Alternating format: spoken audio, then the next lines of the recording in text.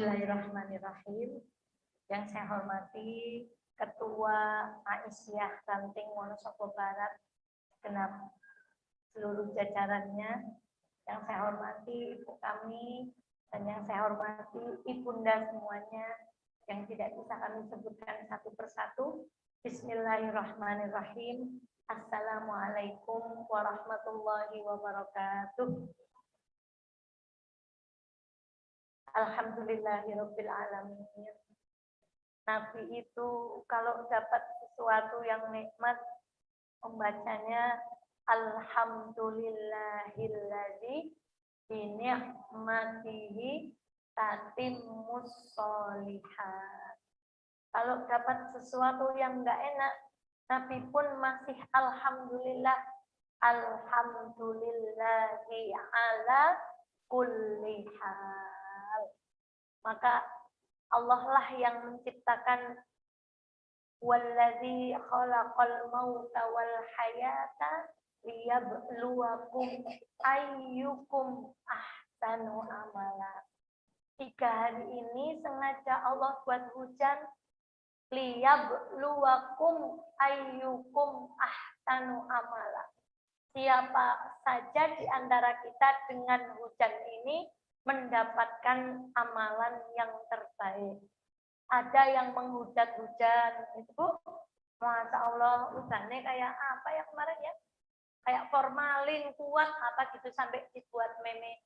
Ada yang ketika hujan dari tadi berdoa, ya Allah beri kemudahan, ya Allah mau ngaji nih, ya Allah ikut semuanya, pangku sambil nyopir, ya Bismillahirrahmanirrahim.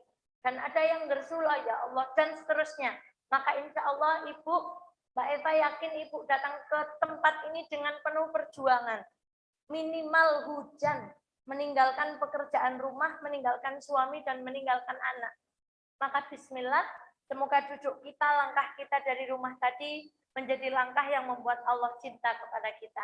Salawat dan salam, semoga senantiasa terlimpah kepada baginda Muhammad Sallallahu Alaihi Wasallam. Kenapa kita begitu butuh pada baginda Muhammad Sallallahu Alaihi Wasallam?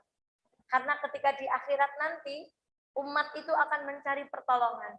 Dia datang kepada Nabi Adam, kata Nabi Adam, maaf saya nggak bisa nolongin. Datang lagi kepada Nabi yang lain, saya nggak bisa nolongin. Datang terus mencari Nabi-Nabi yang mau menolong, tidak ada. Ternyata yang mampu menolong hanya junjungan kita, Nabi besar Muhammad Sallallahu Alaihi Wasallam. Kemudian para sahabat bertanya, ya Rasulullah, bagaimana cara engkau mengenali kami? Sallallahu Alaihi Wasallam akan aku kenali lewat cahaya yang keluar dari muka, tangan, dan kakimu. Tanda bahwa dulu kita untuk mendirikan sholat. Maka Ibu bisa bayangkan kalau ada orang lalu tidak mendirikan sholat, ya Nabi Muhammad tidak kenal itu. Maka Masya Allah sore hari ini semoga menjadi wasilah untuk kita kelak ditolong oleh Allah melalui syafaat baginda Muhammad Sallallahu Alaihi Wasallam. Ibunda, insya Allah hari ini semoga Allah menolong kita. Kita akan membahas sedikit tanda-tanda yang diberikan oleh Allah melalui lisan baginda Muhammad Sallallahu Alaihi Wasallam tentang orang-orang yang dicintai oleh Allah. Tandanya itu apa? Masya Allah. Kemudian Rasulullah Sallallahu Alaihi Wasallam bersabda, tanda orang yang dicintai oleh Allah yang pertama adalah idza ahabba qauman ibtalahum. Kalau Allah sayang pada sebuah kaum, maka Allah akan menguji kaum itu. Jadi hujan ini insya Allah bentuk kasih sayang Allah kepada kita itu. Izinkan kami bercerita. Ketika Maryam berkata, wa aja ahal maqam ila jid'in nakhlah. Ketika Maryam itu mulai mual, kemudian Maryam itu sudah minggir.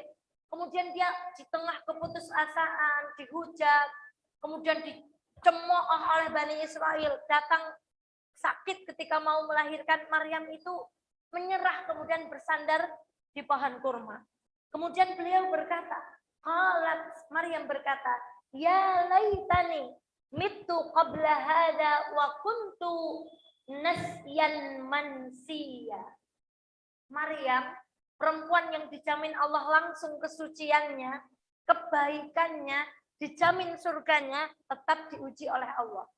Dan ujiannya nggak tanggung-tanggung. Hamil tanpa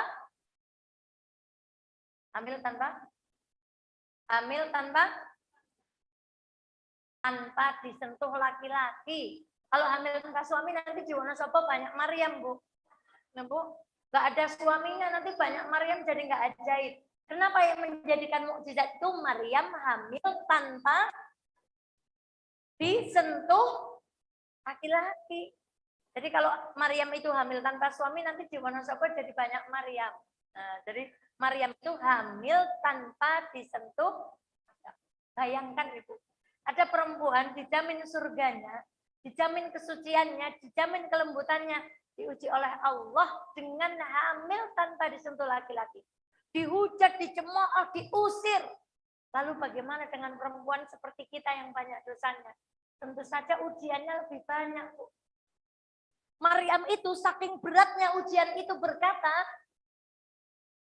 ya laitani mittu qabla hada wa kuntu nasyan mansiya. Ya Allah, seandainya aku mati saja sebelum ini. Kemudian aku itu menjadi orang yang terlupakan dan aku menjadi sesuatu yang enggak berguna, kata Maryam. Jadi sifat sedih dari ujian itu ada. Maryam pun bersedih. Bukan kalau kita diuji enggak bersedih, enggak nangis itu enggak. Nangis itu manusiawi, sedih itu manusiawi. Tapi bagaimana kita itu ingat bahwa ujian itu adalah tanda bahwa Allah itu masih sayang kepada kita. Sekarang Nabi Ayub. Yang diceritakan di banyak riwayat sakit semuanya. Sampai yang tersisa itu hanya apanya, Bu? Lidah untuk berzikir kepada Allah dan mata untuk melihat. Selebihnya Nabi Ayub semuanya dalam riwayat itu disebutkan diuji sakit. Ada yang mengatakan gatel, ada yang menyatakan sampai belatungan. Allahu Akbar. Tapi apa yang diucapkan Nabi Ayub? Ya Allah. Anni massanniyadz-dzur wa anta arhamur rahimin. Wahai Allah, aku diuji dengan bahaya. Aku diuji dengan sakit yang seperti ini. Dan engkaulah Tuhanku yang maha rahim. Jadi Nabi Ayub saja diuji. Lah apalagi kita itu. Sekarang Nabi Yakub. Nabi Yakub putranya dimasukkan ke sumur oleh saudara-saudaranya. Ya enggak apa-apa. Lalu Nabi Yakub berkata, aku akan mengadu kesedihanku hanya kepada Allah Subhanahu wa taala. Maka Ibunda, kalau para nabi saja diuji apalagi kita. Dan tidak ada manusia yang tidak diuji. Kalau kita berbicara tentang rumah tangga, tidak ada rumah tangga yang tidak diuji. Ibu tidak diuji suami, diuji anak. Tidak diuji anak, diuji ekonomi. Tidak diuji ekonomi, diuji kakak, adik, diuji mungkin mora sepuh, dan seterusnya. Maka Ibunda sekalian yang dirahmati oleh Allah, kalau hari ini Allah menakdirkan hujan kepada kita, insya Allah ini bagian dari tanda bahwa Allah itu sayang kepada kita. Maka Ibunda sekalian yang dirahmati oleh Allah, dan satu lagi, bukankah Nabi Yusuf juga diuji? Tapi Nabi Yusuf itu doanya indah sekali. Kapan-kapan kita kaji doa-doanya para nabi. Apa kata Nabi Yusuf? Tawaffani muslimau wa alhiqni bis sholihin. Ada nabi berdoa kepada Allah, ya Allah, matikan aku dalam keadaan Islam dan jumpakanlah aku dengan orang-orang yang solih. Kemarin sore selesai saya mengisi Aisyah, saya mau jemput anak saya yang saya titipkan di tantenya itu. Di sini ada Mbah Zaid. Ada Mbah Zaid sedang lenggah beserta dengan putranya dan cucu-cucunya. Lalu saya datang menghampiri beliau. Kula Eva gitu. Sopo gitu. Eva Karangmangu gitu. Mbah, kula nyuwun pangestu mugi-mugi kula istiqomah aling dakwah. Kemudian beliau berkata, "Ya, muga-muga." Masya Allah, saya nggak bisa membendung air mata lagi. Lalu saya berkata lagi kepada beliau, "Mbah, doakan saya ya Mbah, supaya bisa sedikit saja melanjutkan perjuangan Simbah dalam berdakwah." Lalu Masya Allah, beliau sadar atau tidak sadar mengucapkan itu, Bagi saya itu istimewa. Kalau beliau berkata, yo, sing tak arep-arep, bocah saiki, ana sing neruske perjuanganku. Masya Allah.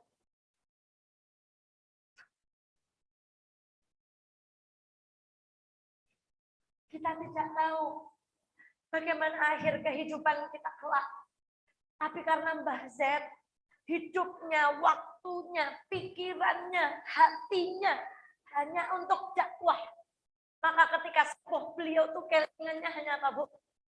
Hanya dakwah dan masjid.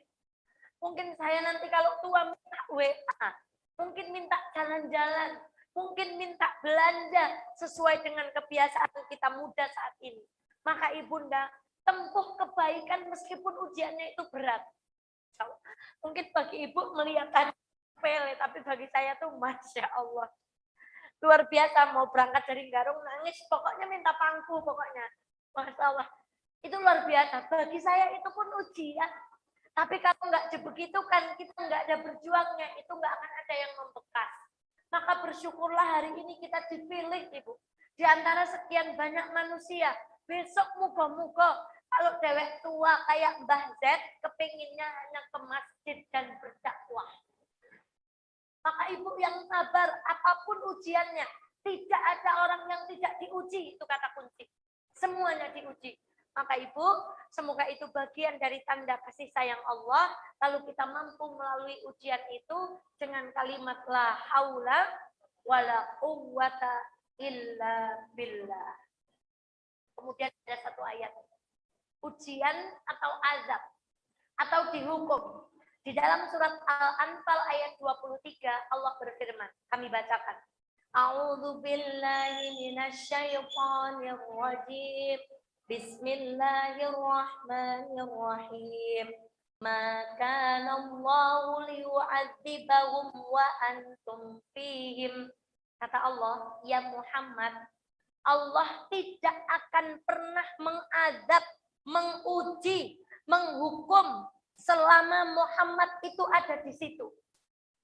Jadi umatnya Nabi Muhammad ketika baginda masih hidup itu dijamin oleh Allah tidak akan tertimpa azab. Tidak ada cerita ibu. Kecuali perang kemudian mati. Tapi kan tidak ada kisah ketika Rasulullah SAW kemudian ada gempa bumi sampai menenggelamkan, tidak ada. Karena ayat ini menjamin ketika Nabi hidup, penduduk Mekah atau Madinah yang ada di situ tidak terkena azab. Tidak diuji. Berarti hari ini kalau tidak ada baginda Muhammad, ujian itu akan datang atau tidak? Datang. Tapi beruntungnya kita, ayat ini diteruskan, wa ma kana Allahu mu'adzibahum wa hum yastaghfirun.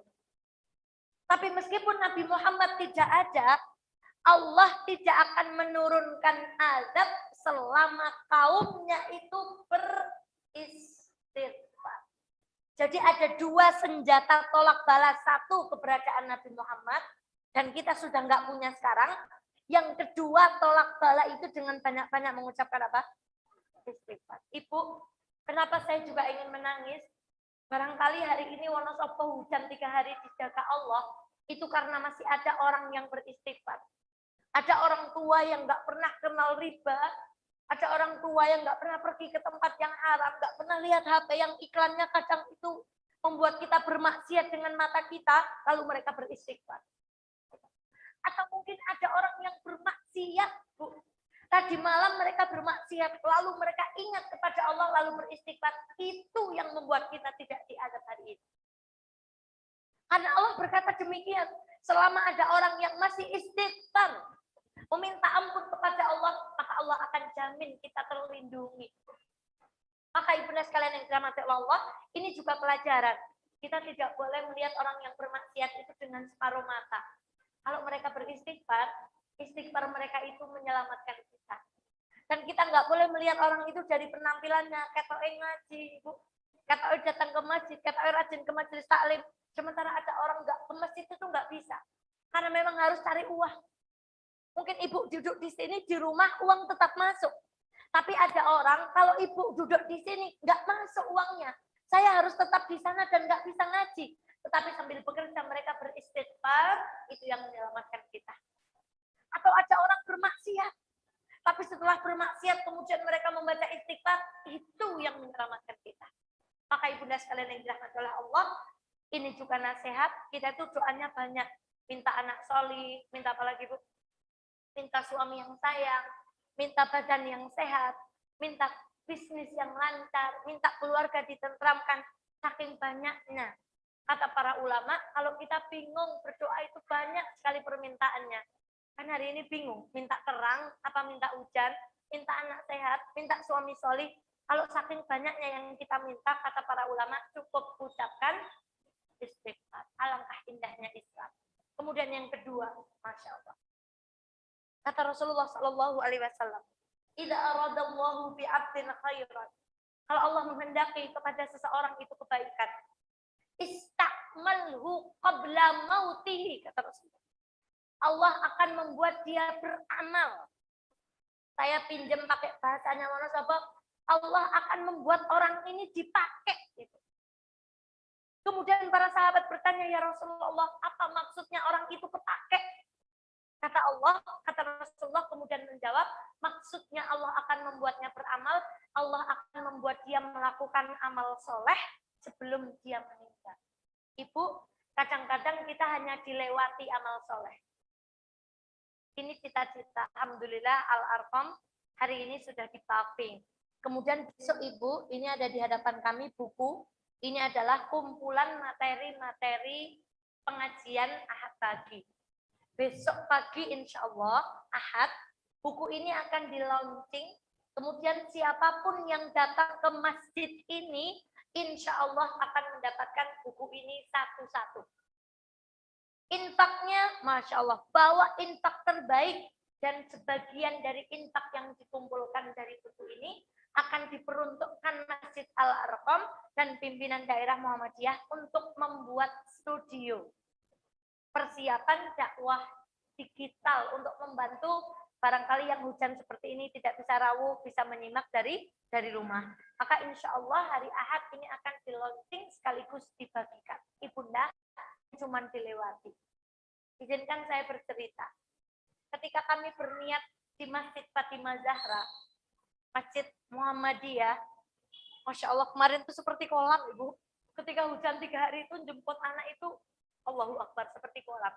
Kemudian, ayo Bismillah, kita punya cita-cita mau mafing sana. Karena di sini kalau mafing sudah tidak becek. Allahu Akbar. Ada tiba-tiba langsung jamaah itu nitip infak 15 juta Ibu. Dan beliau berpesan kepada kami, tolong sampai saya mati, jangan bilang kalau saya nitip infak ini. Allah. Iya, doakan saya. Kan saya boleh menceritakan. Karena Ibu tidak maksud siapa yang saya ceritakan. Apa hubungannya dengan ini, Bu? Kalau Allah sayang, Mbak Eta mau berkata apa? Saya bersyukur. Mungkin Allah masih sayang dengan saya. Kok ya nitip infak lewat siapa, Bu? Kok lewat saya? Berarti Allah pun ingin saya mendapatkan pahala itu. Nyusul lagi, Ustazah, saya mau nitip uang 1 juta. Tolong jangan bilang-bilang kalau itu yang memberi saya. Lah kok lewat saya? Ini baru cerita pertama. Cerita kedua, suatu hari ada seorang ibu mau mewakafkan tanahnya untuk guru kita Ustadz Mukhlis, Ibu. Kemudian saya hubungi Ustadz Mukhlis, Masya Allah, Ustazah mohon maaf. Daripada saya menerima infak itu lalu saya tidak bisa mengelolanya, mendingan sementara saya tolak. Jadi kadang-kadang kita itu hanya dilewati sebagai wasilah. Kenapa ibu itu kok datangnya ke tempat saya? Kok nggak langsung kepada beliau Ustadz Mukhlis? Karena Allah itu, ya Allah betapa untungnya hamba yang penuh maksiat ini kok dilewati itu, Ibu. Maka betapa sering yang di hadapan kami pun kadang mungkin dilewati seperti itu. Kadang hanya dilewati atau menjadi perantara. Kadang kita baru niat. Berapa kali kita niat mau nengok orang sakit, sebelum nengok sudah besok. Kita mau nyumbang di sebuah lembaga atau masjid atau panti asuhan, belum kau bernyumbang, yang mau disumbang sudah berapa kali. Kadang kebaikan itu hanya niat. Dan kadang Allah benar-benar membuat kita melakukannya. Masya Allah, doakan ya, di tangan saya ini jadi amal lagi. Lalu kemudian betul uang yang ditompok itu betul-betul karena lisan kita bilang, semoga di tangan saya ini jadi amal lagi. Jadi amal betulan. Itu semuanya bentuk kasih sayang Allah. Baik dilewati, dijadikan perantara, baru niat atau kita mengeksekusi perbuatan baik itu selama Allah menunjuki kita kepada kebaikan. Namanya Allah sayang kepada kita. Kemarin kami sampaikan. Waja'a rajulun min aqsal madinati rajulun yas'a qala ya qaumi ittabi'ul mursalin. Mohon maaf tadi terbalik. Di surat Yasin itu diceritakan, kemarin kami sampaikan ketika dakwah transformasi dakwah di kita. Datang min aqsal madinati rajulun yas'a. Datang dari pinggiran kota, berarti orang desa atau orang kota? Desa. Datang, dia berkata apa laki-laki ini? Ittabi'ul mursalin. Ikutilah para rasul, kata laki-laki ini hanya berkata begitu. Podo melu ngaji, podo melu perkumpulan kayak, hanya berkata demikian. Lalu di dalam tafsir dikatakan laki-laki ini kemudian perutnya itu diinjak-injak oleh kaum itu sampai isinya itu keluar. Dan Allah menjanjikan surga kepada laki-laki ini. Lalu apa yang dikatakan laki-laki ini? Ya Allah, sebelum engkau memasukkan aku ke dalam surga, seandainya engkau memberi izin, aku pengen ngasih tahu ke orang Wonosobo, kenapa saya dimasukkan ke dalam surga. Sebabnya apa, Bu? Laki-laki ini tadi dicerita Mbak Eva cuma ngapain? Hanya berkata, wahai kaumku, wahai orang Wonosobo, yuk ikut ngaji. Praktil, masuk mana, Bu? Allah. Maka ketika ibu tidak bisa datang ngaji, kemudian share, ceklek pahalanya, maka kata, adapun aliman, au muta'alliman, au mustami'an, au muhibban, wala takun khamisan fatuksar, dalam kata lain fatuflak, maka kamu akan celaka. Jadilah engkau orang yang mengajarkan ilmu agama. Gak punya bekal, jadilah engkau orang yang belajar ilmu agama. Gak punya waktu, pekerjaannya banyak, jadilah engkau orang yang mendengarkan ilmu-ilmu agama. Berarti sambil kerja, sambil bikin roti, sambil jualan, sambil mendengarkan ceramah. Nggak bisa juga pekerjaan saya itu di pabrik, nggak kedengeran. Pekerjaan saya nggak bisa duduk karena harus ke sana ke sini. Kata Allah, menasehati lewat lisan para ulama, jadilah orang yang mencintai orang-orang yang menuntut ilmu. Ibu, hari ini pakaian kami ini, Masya Allah, hadiah. Kemudian tas yang saya pakai ini, hadiah. Maka orang yang memberikan pakaian ini dan tas ini sekalipun tidak hadir, apa Bu? Dapat apa aja Bu? Dapat manfaatnya, tidak berkurang sedikit pun. Itulah indahnya mencintai, mendukung, mendengarkan, ikut belajar. Jaminannya apa tadi Bu? Maka di antara tanda cinta, Allah itu akan membuat kita senang beramal soleh. Senang kepada amal soleh. Bahkan Allah itu akan datangnya orang-orang yang bawa proposal ke rumah kita. Itu tanda Allah tuh senang sama kita, Bu. Jangan ditutup. Meskipun Ibu memberi sedikit, itu tanda Allah itu sayang kepada kita. Kalau masih ada orang datang ke rumah Ibu minta, itu berarti Allah sayang kepada Ibu. Jangan ditulis, apa itu Bu? Ngamen hanya hari apa Bu? Jangan, Ibu yang punya toko jangan seperti itu. Kita mungkin kalau amal 500.000 ada riaknya. Tapi kalau ngasih uang 500 pada pengamen, ada riaknya enggak? Enggak ada. Saking ikhlasnya. Kadang-kadang kalau tembangannya bagus, enggak cuma 500, dikasih berapa Bu? 5.000 atau 2.000. Betapa amal yang diterima Allah syaratnya apa? Ikhlas kan? Jadi belum tentu yang 500.000 ke masjid yang diterima, bisa jadi yang 500 ke pengamen itu karena ikhlas diterima. Maka cabut itu tulisan ngamen hanya hari, biarkan minta, gak akan habis. Maka ibunda sekalian yang dirahmati oleh Allah, itu tanda cinta. Kemudian yang ketiga, Allahu Akbar walillahi. Jika Allah sayang kepada kita, maka Allah akan menyegerakan azab di dunia. Allah akan hukum kita di dunia. Enggak ditunda sampai hari akhir. Kalau Allah sayang pada hambanya, kata Rasulullah, dosa, akibat dari dosa-dosa kita itu akan Allah tunaikan di dunia. Contoh, ibu habis maksiat, lebare tutue sariawan, bersyukur. Kan jur kelingan, ya Allah sariawan polorone. Jangan-jangan gara-gara kemarin kita habis ngumpat atau habis marah sama suami. Bersyukur karena langsung ditunaikan. Ibu tangannya ngeplak, kok lebar itu keperang, bersyukur. Karena begitu Allah sayang kepada kita semua. Tapi ingat, ada azab yang disegerakan. Ini bukan karena sayang. Ini hadisnya beda lagi. Ada azab yang azabnya itu semuanya sebenarnya mau sama Allah itu mau diakhirkan. Tetapi ada 3 dosa yang Allah segerakan azabnya. Apa kata Rasulullah? Yang pertama adalah doa orang-orang yang zalim. Zalim itu apa? Malam hari, waktunya orang istirahat, putranya kita semuanya naik motor, knalpotnya digeber. Itu salah satu contoh zalim. Zalim itu kita menghalangi tetangga kita. Tetangga kita jadi sulit mengakses jalan misalnya, itu zalim. Orang yang berbuat zalim, azabnya disegerakan oleh Allah. Yang kedua siapa kata Rasulullah? Orang yang durhaka pada orang tua. Ya Allah, kalau bicara ini saya takutnya luar biasa. Karena ini pasti didatangkan segera. Enggak hari ini, minggu depan. Tidak minggu depan, bulan depan. Ibu melihat ada orang nggak sayang sama orang tua kok hidupnya nyaman. Ditunggu saja.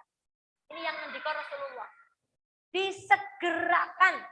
Berarti kalau ada orang berbuat buruk kepada orang tua kok diazab, bukan karena Allah sayang.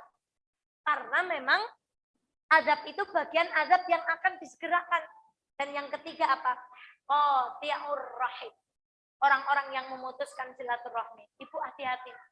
Jangan sampai kita duduk di sini dan kita punya kebencian kepada seseorang. Maafkan Ibu. Nanti malam sebelum tidur di WA. Dimintai maaf. Loh, nggak ada angin, nggak ada hujan, nanti orangnya bertanya-tanya. Jangan sampai ada rasa benci kepada siapapun. Itu membuat Allah segera mendatangkan azab. Maafkan. Berat. Nggak usah bertanya apa kabar dong, jaluk ngapura. Pokoknya bilang saja, Assalamualaikum, semoga sehat selalu. Mohon maaf lahir batin. Sudah. Kalau ibu malu, mungkin beliau sudah nggak nyimpen nomor ibu. Tapi ibu memastikan diri bahwa ibu tidak memutuskan silaturahmi kepada siapapun. Karena itu bagian dari azab Allah akan segera datang. Selain 3 doa itu, kalau Allah memberikan ujian, insya Allah itu bagian dari tanda kasih sayang Allah. Karena orang yang disayang Allah, azabnya itu tidak akan diberikan di akhirat. Tapi akan ditunaikan di mana? Tapi nggak boleh gini, misalnya ibu punya tetangga, orangnya jahat, kemudian kena azab, kemudian diuji oleh Allah, ibu bilang, oh kayak Aki kenang, azab nggak boleh. Karena itu bukan urusan kita. Kita tidak tahu apakah dosa dia yang kita lihat yang membuat Allah mengazab, atau dosa dia di masa lalu, atau kapan dosa dia. Maka ibunda, itu tanda yang ketiga. Tanda yang keempat, mayuridillahu bihi khairan yufaqihu fiddin. Yang pertama tadi apa tandanya? Halo? Diuji. Nomor 2? Dibuat senang kepada amal soleh. Nomor 3? Dikontankan hukumannya itu, Bu. Sama Allah tuh kontan. Kamu nyolong, dicolong. Kamu mukul orang, dipukul sama Allah. Dikontankan sama Allah. Kecuali tidak dosa tadi yang memang disegerakan oleh Allah. Yang keempat apa tadi, Bu? Dibuat faqih kepada agamanya. Dibuat paham kepada agamanya. Maka ibunda sekalian yang dirahmati oleh Allah, insya Allah kita bukan GR, bukan merasa lebih disayang Allah, tetapi kita mau memohon kepada Allah. Semoga duduk kita sore hari ini ngaji, itu bagian Allah mencintai kita. Karena dengan ngaji, kita jadi paham sedikit-sedikit agama yang kita percaya. Minimal, oh iya, sore hari ini dapat ilmu, di antara tanda-tanda orang dicintai oleh Allah, 1, diuji. 2, dibuat senang amal soleh. 3, disegerakan azabnya atau hukumannya. Nomor 4, dibuat sayang fakih kepada agamanya. Ini permohonan kita kepada Allah. Ibu, maka beruntunglah. Insya Allah nanti yang basah-basah akan kering. Tapi pahalanya kita nggak kering. Insya Allah yang capek-capek masuk angin nanti akan hilang. Tetapi kebaikan kita insya Allah tidak hilang. Dibuat fakih kepada agama. Maka ibu, tetapi beragama juga tidak boleh nafsu. Cuma itu ngisi ngaji kan pengennya yang hadir banyak. Enggak juga. Tadi misalnya di grup ada yang mohon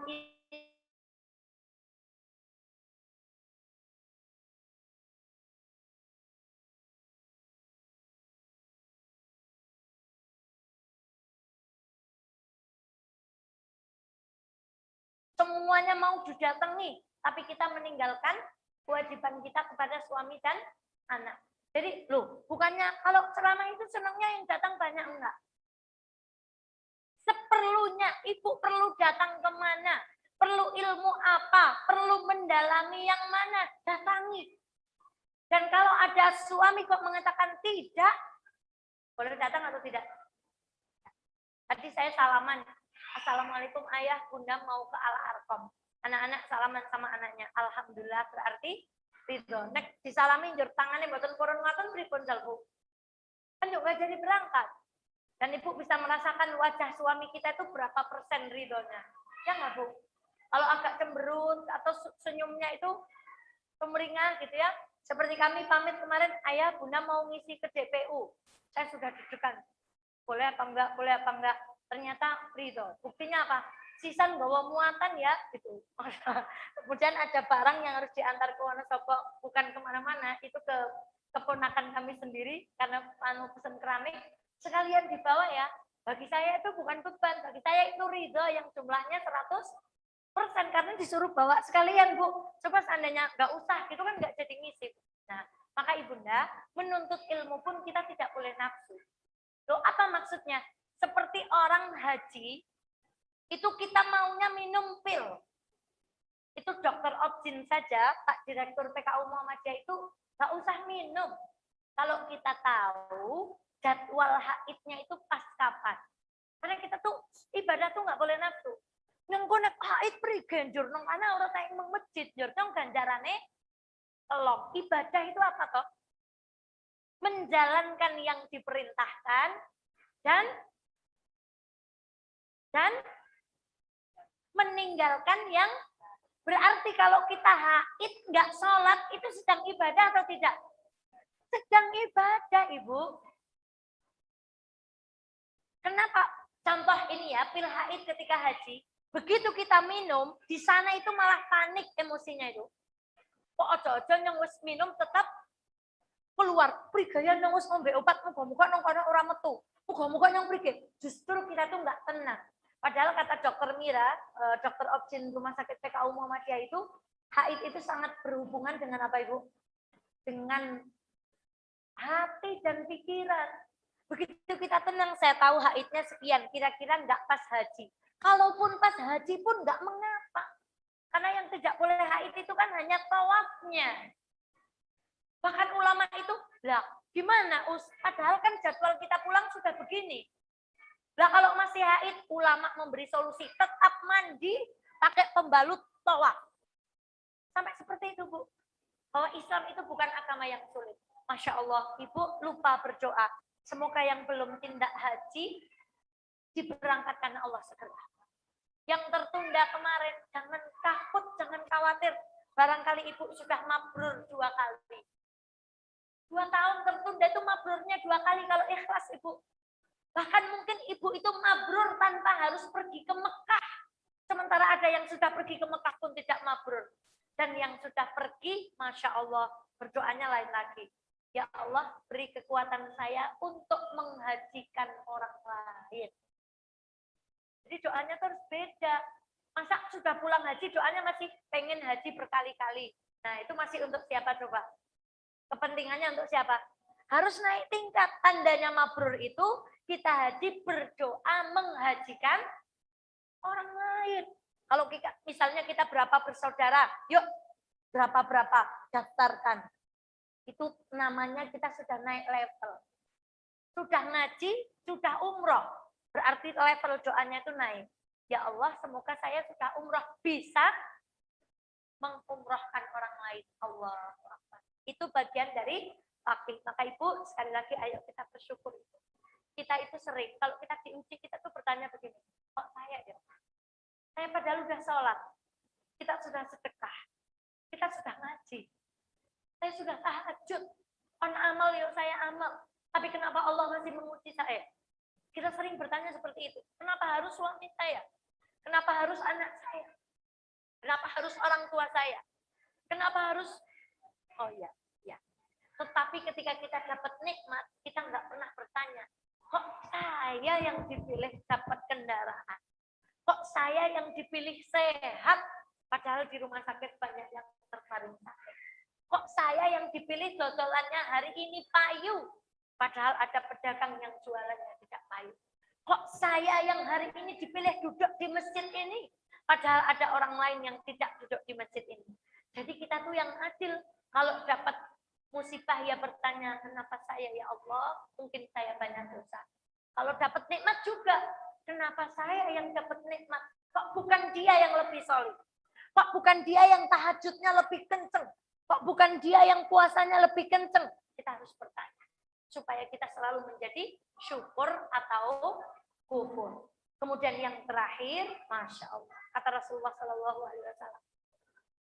Orang yang ingin dikehendaki kebaikannya oleh Allah, dia itu akan dijadikan orang-orang yang sabar. Jadi kita ini harus jadi Bu siapa saja tadi Bu. Bu Fakih, Bu Sabar, Bu Lembut, Bu Syukur. Oh ada Bu Fakih. Namanya Bu Fakih. Masya Allah, oh Masya Allah Ibu. Jadi Bu Fakih, Bu Sabar, Bu Lembut, Bu Syukur. Ada Bu Syukur di sini Bu? Jadi siapapun nama kita, kita harus punya nama alias ini. Coba salamnya orang masuk surga itu apa? Ya Allah Ibu, saya senang mendengarkan tilawahnya Syekh Mansur Salimi. Jadi beliau itu kalau membaca ayat Al-Quran itu tematik. Jadi beliau membaca kisah Maryam, semuanya ayat Al-Quran itu dibaca. Nanti beliau baca lagi, kisah tentang orang yang bersabar, ayat-ayat yang berhubungan dengan kesabaran itu beliau baca. Nanti klik coba di YouTube, namanya Mansur Salim. Itu Masya Allah, itu kalau membaca Al-Quran, Allahu Akbar. Dan beliau ketika membaca apa Bu?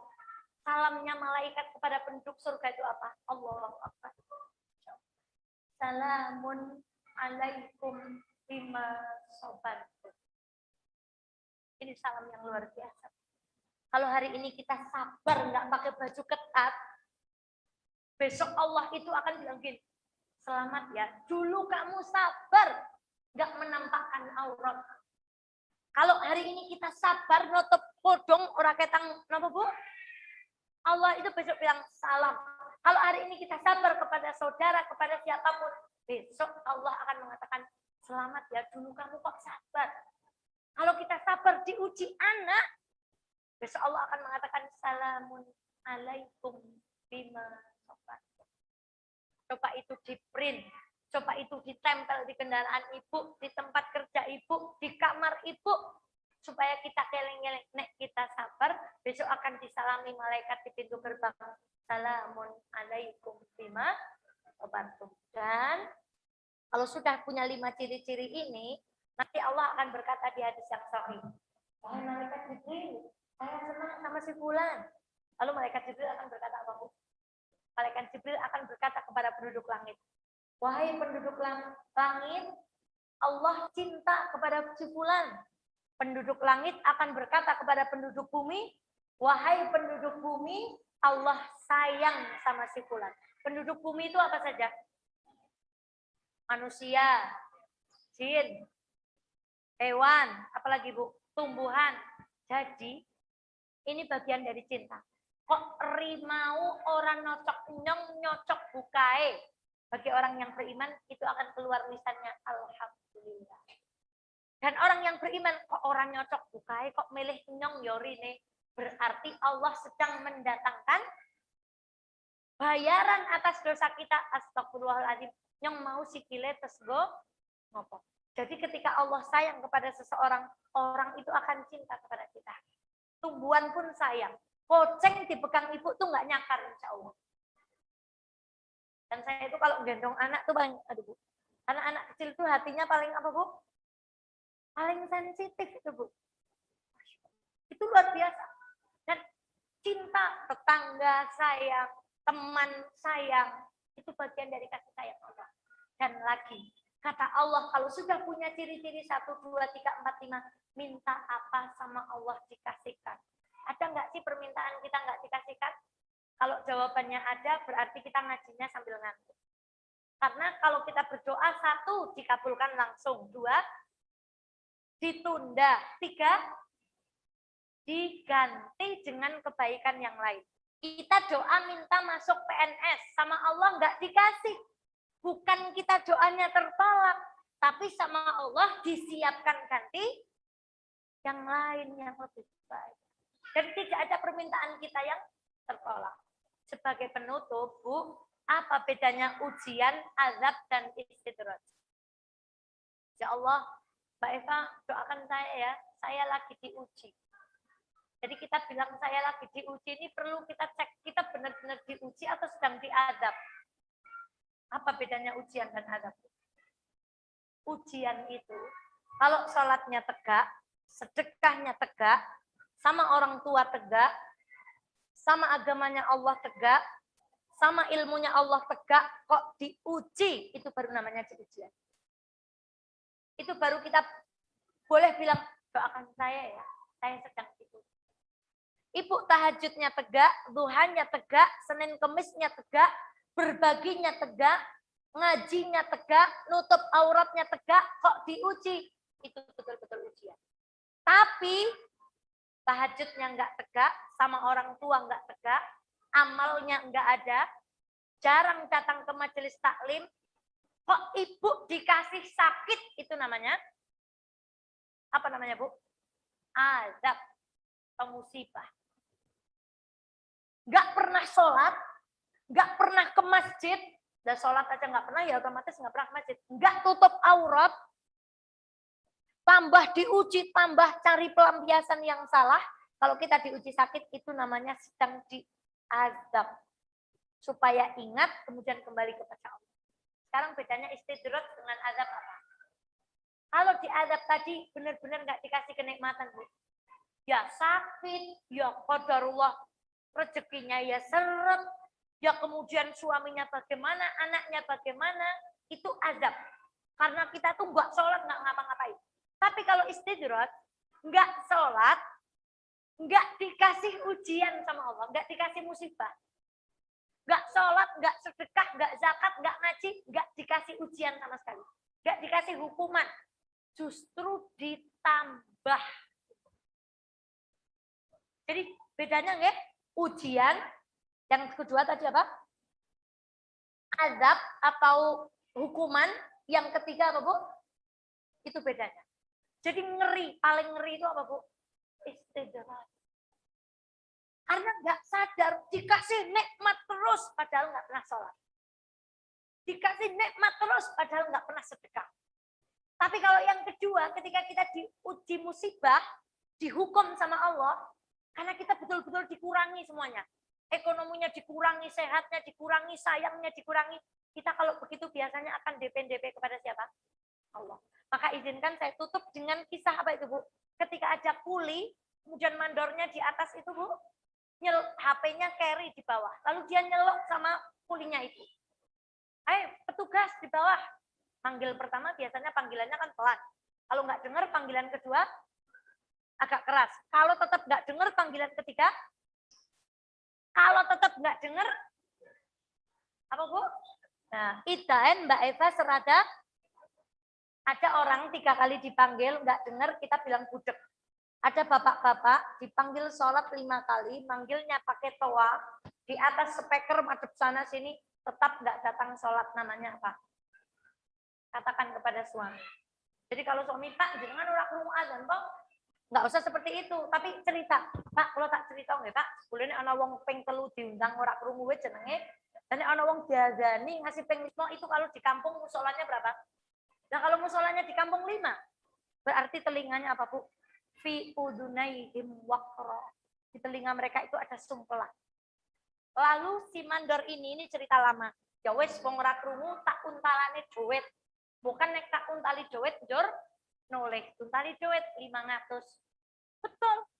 Ih, nemu duit kikol, nulian yang kok ora nana wong ora. Wah, pancen hoki nemu duit 500. Tetapi enggak noleh. Kata mandornya, ya salam, ya wis tak tambahi.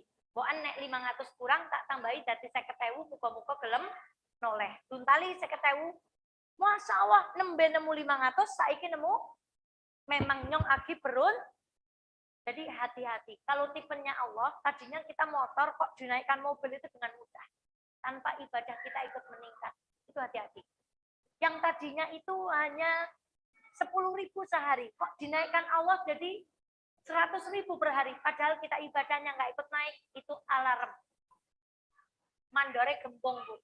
Jadi tak celukna wis wenehi duit kak ora noleh-noleh, men noleh idaen di blendok bahasane wong Kaliro. Jur dibalang napa Bu?